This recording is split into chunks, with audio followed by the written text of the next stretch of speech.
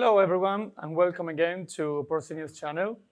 Today we're going to be talking about the developing of vaccines with new technology. I think we all agree that prevention is better than curing, but sometimes this prevention is something hard to achieve. And especially, for example, if we are talking about the fight against virus, prevention basically means developing a vaccine, which is a very complicated task.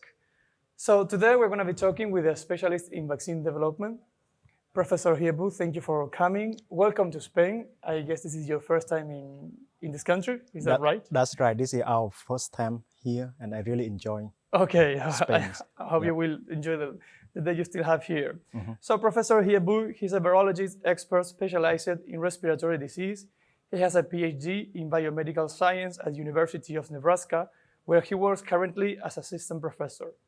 He directs a laboratory dedicated to the development of vaccines against pork virus. He's author of 2 vaccines against porcine reproductive and respiratory syndrome, and recently his lab has started to develop a vaccine against the African swine fever. Is that all right? That's right. Yeah. Would you like to add something? Well, I had to make this shorter because your resume is, let's say, a scandal.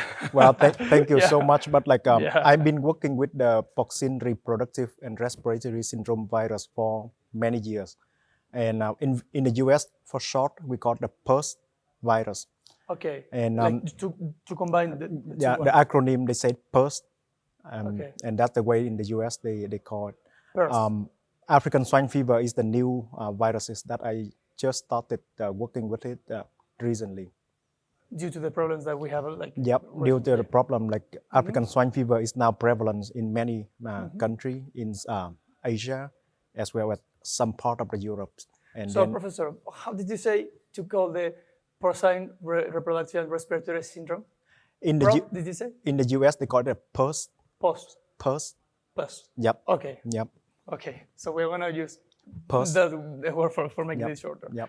So, Professor, PRRS generate billions and billions of losses of dollars in not only in America but worldwide. And I know that vaccines have been available in the market for many years.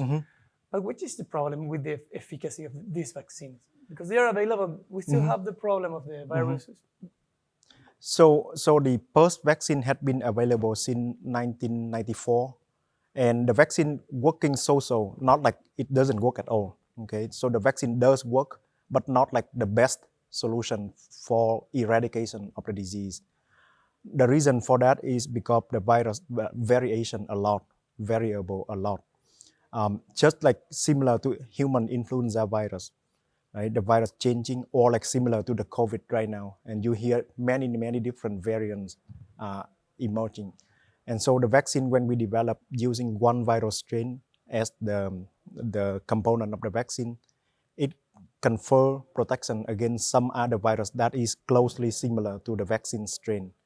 But it failed to confer protection against the variants that are genetically different from the vaccine. And that is the challenge for the PRRS vaccine. And for example, in this disease, how often is to find or to find a new variation of the virus? Do you have a number? It very frequent, like the variants come very often. Very often. But the one that cause more trouble, for example, like you see the variants of COVID, but like the Omicron become more dominant than other variants. Yeah. So the PRRS is similar because it is an RNA viruses. It's similar to COVID. So the variants come, but like from time to time, you're gonna have one variant that is more virulent than the other variants. And what I observe is that in the United States, like about 3 years, 4 years, and you see a new variant. 3 years, 4 years, then I see the emerge of a new variant.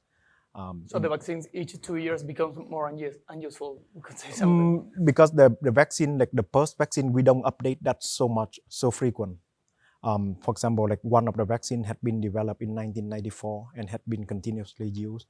There is another vaccine developed in about 1998 or so, and it continues use. So the vaccine company do not change the vaccine so frequent. And the efficacy of those vaccines against the new strain is like variable depending on what strain.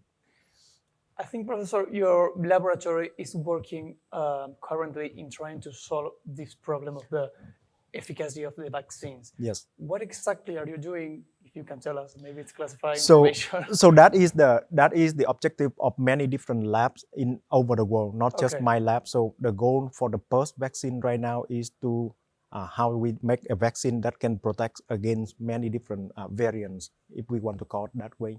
So one of the difference that my laboratory doing when compared to other lab is that in other laboratory they use what we call the naturally occurring strain to make the vaccine, meaning that you go to the farm and you take the clinical sample from the pigs that are infected with the virus.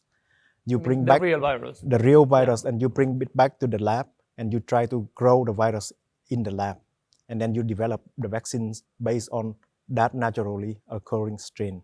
And so you have the limitation what the mother nature give you, and you use that one. What did you take from the pig farm, Right. basically? So nowadays with the biotechnology, and we can create the virus, or we can modify the virus in the way that we predict it more efficacy. For example, with the technology, we can sequence the genome of the virus, and we can sequence 100 different viral genome, and we use the bioinformatics so that we can compare the viral genome, and then we can design the synthetic genome. So it's not from the nature. So that's what my laboratory is doing. We analyze a lot of virus sequences, and then we design the fully synthetic sequence, and then we use the molecular technology to recover the virus from that synthetic sequence and use that as the vaccine strain. And my results show that it confer better protection than if I were to use the naturally occurring virus strain. Sounds incredible, like fiction science, basically. With the technology nowadays, we can redesign. I like to use the term synthetic biology, meaning that we can redesign the microorganism genome for the useful purposes. Professor, is this technology available also for all vaccines? But in the case of influenza, which is another disease you really know and you study a lot, influenza A, I mean the one we share with porks, can you work with this new technology? Yes.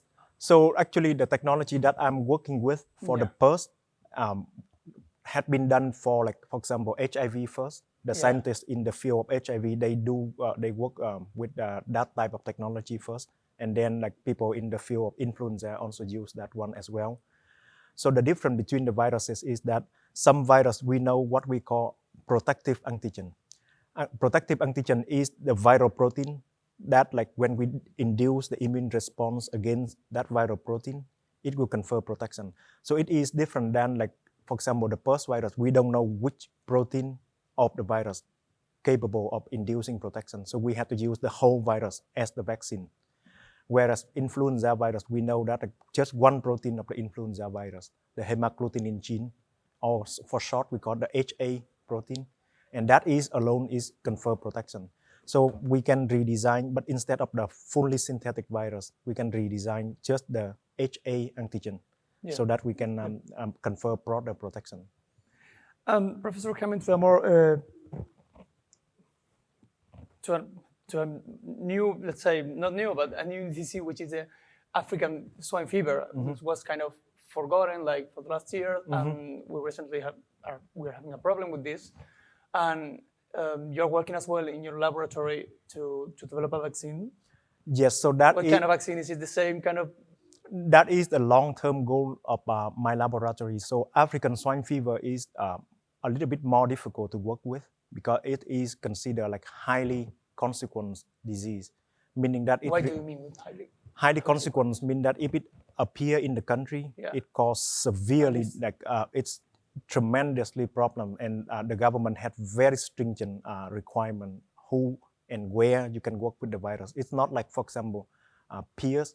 In the Spanish, they call it peers or PRRS in the US. My lab and many other labs in the world can do that.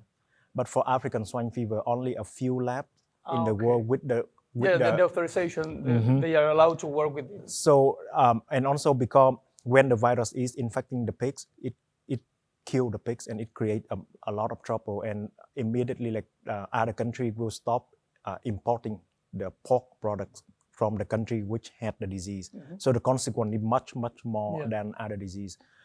For that reason, like we have different we need to find different way to develop the vaccine, because in terms of vaccine we talk about like live attenuated vaccine, meaning that you use the live virus.